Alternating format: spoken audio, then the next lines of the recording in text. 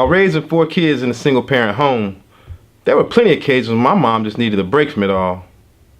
And during many of those occasions, she would take refuge in her bedroom, closing her door and giving us free reign over the rest of the house to do as we pleased, just as long as we didn't burn the place down.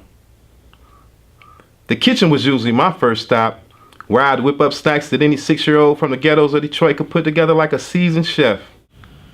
For me, it was either cheese toast, made from the finest cuts of government-funded cheese, or the sweet savory flavor of buttered sugar toast, a ghetto classic. I remember like it was yesterday. Plate in hand, I would then get comfortable in front of the television and spend the next few hours watching my favorite programs. I watched a lot of TV back in those days.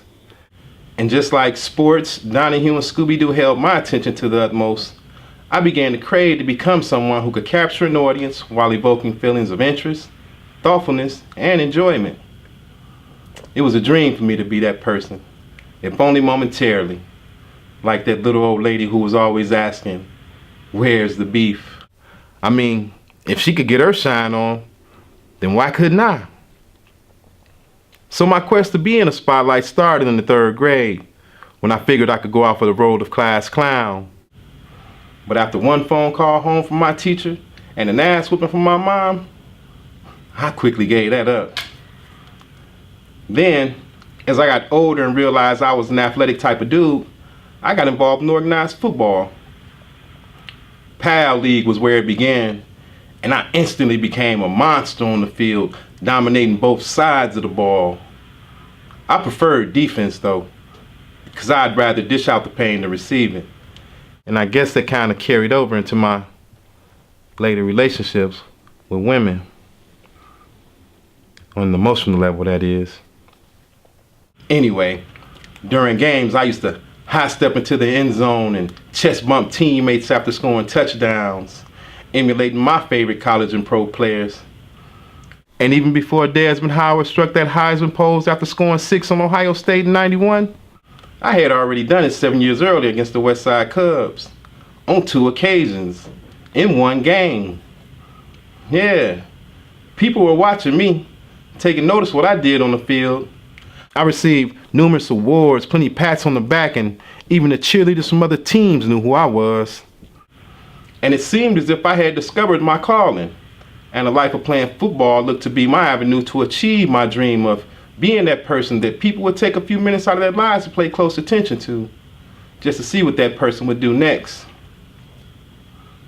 Then came high school, and I knew that in order for me to continue in pursuit of my dream, I had to stay focused and not let temptation and the lures of immediate gratification steer me off the path of where I wanted to go in life.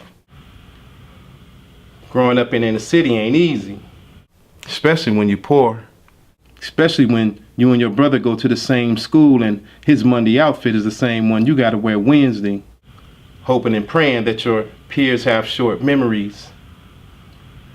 And it's hard when school lets out and that one girl in your biology class, you know, that cute one you had a crush on, but she dissed you because your shoes had more holes in them than a black man turning around with his hands in the air to surrender to one of Ferguson's finest, is rolling her eyes at you while she's flirting with a guy rolling a brand new Benz. A guy who comes to school sometimes, but only to showcase the material wealth he's gained from flipping birds, while simultaneously flipping the bird to the studies that claim higher education equals higher income.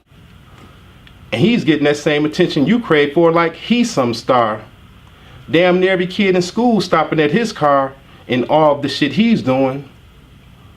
And then on Friday nights, when the football game was usually in the spotlight, oh, he would really turn it on. Coming through the gate sporting an outfit that cost more than your whole wardrobe for the last 4 years combined. Fuck the game. He was the main attraction, attracting attention from the crowd that was abuzz with whispers of, "Look at him, girl," and "That nigga's killing it." Yeah. The game went on, but in between plays while huddled around my teammates, I would peer up at him in the stands as he shook more hands than a presidential candidate, while an abundance of potential Monica Lewinsky's threw him seductive stares, bringing me to the conclusion that I was taking the scenic route to my destination and 7 more years of education began to seem like a lifetime. So, soon after having these cognitions, sacking quarterbacks was replaced by bagging up quarter ounces of crack. And instead of schoolhouse rock, I was schooled on how to sell rocks out of houses that never closed, 7-Eleven style. And sooner rather than later, I started reaping the fruits of my labor. Everything got better. Money, cars, clothes, and women. The money I was spending brought me the attention I had yearned for, and people began to pay me plenty of it. But living in the inner city ain't easy, especially when you're selling drugs. Especially when you're prospering in the game and that iced out chain you wearing is catching the attention and blinding the green eyes of envy-filled brothers who just can't seem to come up because of shortcomings that have nothing to do with you. And it's hard when some of those same brothers are brothers you played in the dirt with back in the days, and now they spend their days planning on putting you in the dirt just because you know how to stack paper. But before ski mask plots were acted upon and childhood friends became the subjects of both ends of the spectrum of a murder, opportunity presented itself. And I jumped at the chance to take my show on the road after I was told that this small town's 2 states over held fortunes of astronomical proportions. And once my feet were planted firmly in the fertile soil of out-of-state hustling, my money began to grow with compounded interest, right along with the attention I received. And I couldn't believe how over time, it became like some cheer shit, because everybody knew my name, and people stepping to me offering their hand was of the norm. Yeah, people were watching me, taking notice what I did in the streets. But some of those people I had no intentions on garnering their attention.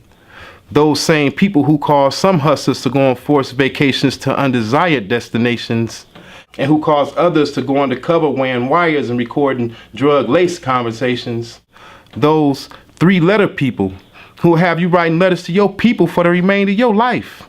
Take you away from your 3 kids and your wife and that little girlfriend you have on the side.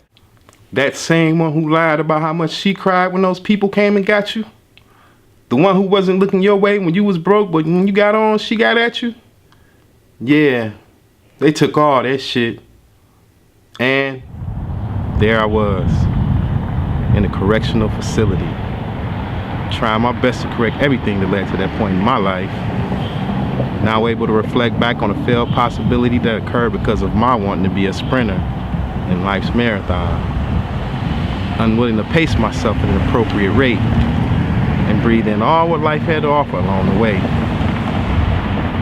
And yeah, the vision of my dream got a little distorted too.